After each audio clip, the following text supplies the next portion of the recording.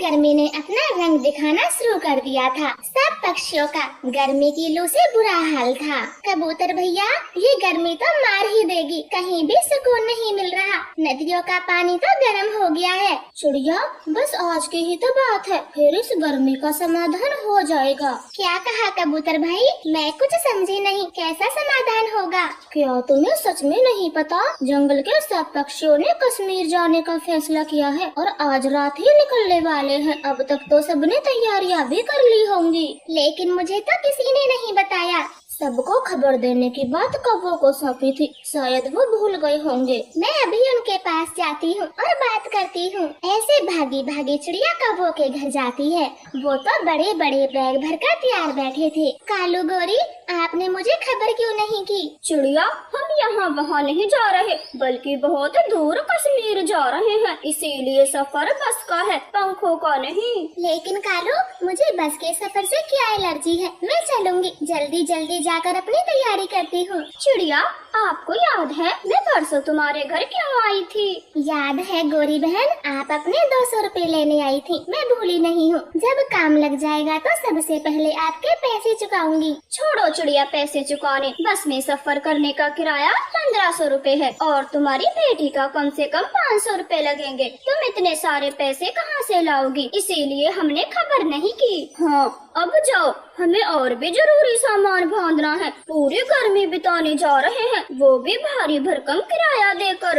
ऐसे वो दोनों चिड़िया को भेज देते हैं। उसी शाम से पक्षियों में चहल पहल थी। बस चौराहे पर खड़ी थी। हरियाली हरियाली, सारा जरूरी सामान बांध लिया है, बस आ गई है। हाँ पति जी, सब ले लिया और सर्दियों के लिए गर्म कपड़े भी ले लिए। ऐसे सब पक्षी अपने बड़े बड़े बैग लिए बस के पास पहुंच जाते हैं। बस ड्राइवर चील सबकी गिनती कर रहा था। छोटी चिड़िया अपनी बेटी को लेकर सब पक्षियों के आखिर में चुपचाप खड़ी थी। मम्मा मम्मा, सब पक्षियों के साथ कितना सारा सामान है, हम अपना सामान क्यों नहीं लाए? गुड़िया बेटी, हमारे पास किराया नहीं है, ये पक्षी दिया करके हमें ही जगह दे दे। मम्मा चिड़िया ऐसे चिंता में थी। चील गिनती करता हुआ चिड़िया के पास पहुँचता है। लाओ चिड़िया, जल्दी से टिकट के पैसे जमा कराओ। मम्मा चिड़िया तो चुपचाप खड़ी थी।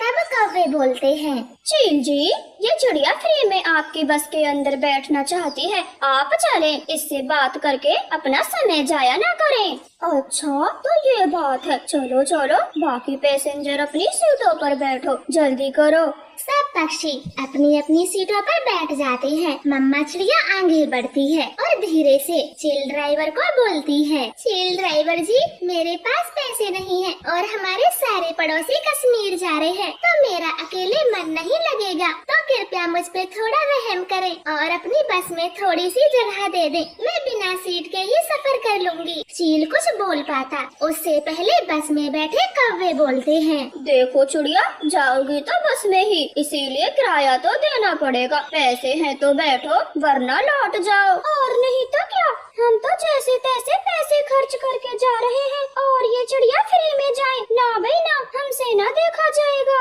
हाँ हाँ चील, आप जल्दी चले, ये चिड़िया पैदल ही आ जाएगी और वैसे भी ये बहुत तेज उड़ती है, दाना खोजते समय सबसे आगे रहती है। आप सब पड़ोसी होने के नाते कम से कम मेरी बेटी पर तो दिया करें, वो पैदल नहीं उड़ पाएगी। मैं एक काम करती हूँ, अपनी बेटी के साथ छत पर बैठ जाती हूँ, तब तो आपको कोई परेशानी नहीं होगी। देखो चिड़िया, जाओगी तो बस में ही बैठकर, इसीलिए किराया तो देना पड़ेगा, पैसे हैं तो बैठो वरना लौट जाओ। ऐसे बोलकर बस ड्राइवर अपनी बस स्टार्ट करता है और वहाँ से निकल जाता है। सब पक्षी बस के अंदर बैठकर बहुत खुश थे। मम्मा, अब हम कैसे जाएंगे? यहाँ तो मन नहीं लगेगा। गुड़िया बेटी, हम पैदल जाएंगे।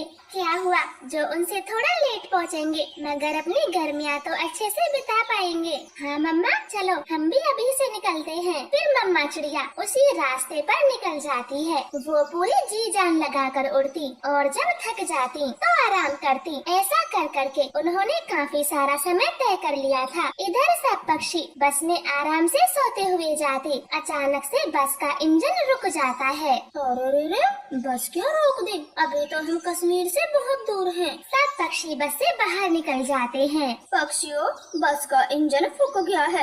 आसपास कोई ठीक करने वाला भी नहीं है। अब पता नहीं बस ठीक होने में कितना समय लगेगा। सब पक्षी तो बहुत दुखी हो जाते हैं।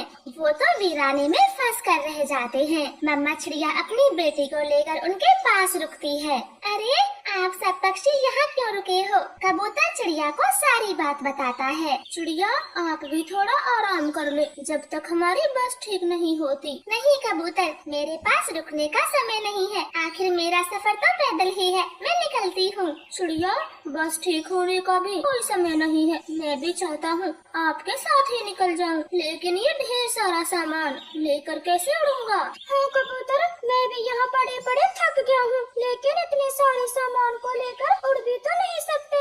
और हमारे पास तो तुम सबसे ज्यादा सामान है, हम क्या करें? अब आप अपना समाधान खुद निकाले, मैं तो चलती हूँ। चलो बेटी, हमें देर हो रही है। ऐसे बोलकर मम्मा चिड़िया अपनी बेटी के साथ उड़ जाती है। उसके पास तो बस एक छोटी सी पोटली थी। वो आराम से जाती है और कुछ समय बाद ही कश्मीर के जंगल में दस्तक देती है। अरे वाह मम्मा, हम कश्मीर पहुँच गए। यहाँ कितना सुकून है, चारों तरफ बर्फ ही बर्फ। हमारे जंगल में तो इस समय आग बरस रही होगी। हाँ गुड़िया बेटी, अच्छा हुआ जो हम उन सब पक्षियों के साथ नहीं निकले, वरना हम भी उस वीराने में पड़े रहते। वो दोनों ऐसे बातें कर रही थी, तभी उनके पास कश्मीर का एक पक्षी आता है। चिड़िया रानी, बुरा न मानना, हमारे जंगल में अब बहुत से पक्षी आने वाले हैं, तो क्या आप मेरे सेब के बाग की रखवाली करोगी? मैं इसके बदले आपको अच्छी तनख्वाह दिया करूँगा। हाँ भाई जी, क्यों नहीं, मैं कर लूँगी। आपके बाग की रखवाली अच्छे से कर लूँगी। मम्मा चिड़िया तो बहुत खुश थी। उसे पहले आने की वजह से वहाँ नौकरी भी मिल जाती है और वो रहने के लिए माँ बेटी बर्फ का घर भी बना लेती है और सुकून से गर्मियों का आनंद लेती है। जैसे तैसे वो सब पक्षी भी कश्मीर के जंगल पहुँच जाते हैं। उन्हें तो बहुत भूख लगी थी। चलो, आखिरकार हम कश्मीर पहुँच ही गए। मुझे तो बहुत भूख लगी है, पहले कुछ खाते हैं। वो सामने सेब का बाग है, चलो सब। ऐसी बातें कर वो सब सेब के बाग में पहुँच जाते हैं। चिड़िया, तुम यहाँ कैसे? गोरी, मुझे आते आते ही यहाँ पर नौकरी मिल गई। चिड़िया, हमें बहुत भूख लगी है, जल्दी जल्दी तोड़कर सेब दे दें। नहीं गोरी, मैं नौकरी पर हूँ, अपने मालिक का नुकसान नहीं कर सकती। आप जाइए यहाँ से और पैसों से खरीद ले। लेकिन यहाँ तो कोई मालिक नहीं है और हम तुम्हारे पड़ोसी हैं, तो हमें सेब खिलाने में क्या हर्जी? मिट्ठू तोते, जब मैं अपनी बेटी के साथ उड़कर आ रही थी, तब क्या तुम्हारी पड़ोसी नहीं थी? बस की छत पर भी नहीं बैठने दिया। अब जाओ यहाँ से, मैं तुम्हें सेब नहीं दूंगी। सब पक्षियों की गर्दन शर्मिंदगी से झुकी पड़ी थी। चिड़िया उनसे दूर चली जाती है।